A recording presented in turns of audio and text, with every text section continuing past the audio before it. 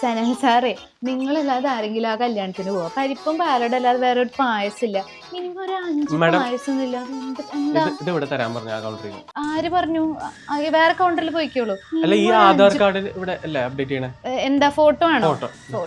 ഈ ഫോട്ടോന് കുഴപ്പമൊന്നുമില്ലല്ലോ, ഇതേപോലെ തന്നെയാണല്ലോ ഇപ്പോഴും ഉള്ളത്. വലിയ അത് മാറ്റം. മാറ്റാൻ വേണ്ടിട്ടാ. അതിന് ആള് മാറിയിട്ടില്ലേ, പിന്നെ എന്തിനാ ഫോട്ടോ മാറ്റണോ?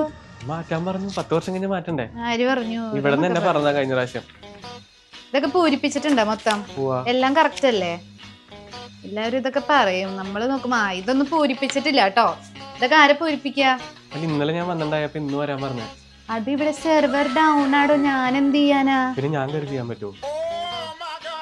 എന്നാ പിന്നെ താൻ ചെയ്യാൻ അറിയുമെങ്കിൽ. അല്ല പിന്നെ എല്ലാ ദിവസവും നമ്മളെ അടുത്ത് ഓരോരുത്തർ വന്നിട്ട് അതും ഇതും പറയും. നമ്മളെ കൊണ്ട് പറ്റണല്ലേ ചെയ്യാൻ പറ്റുള്ളൂ.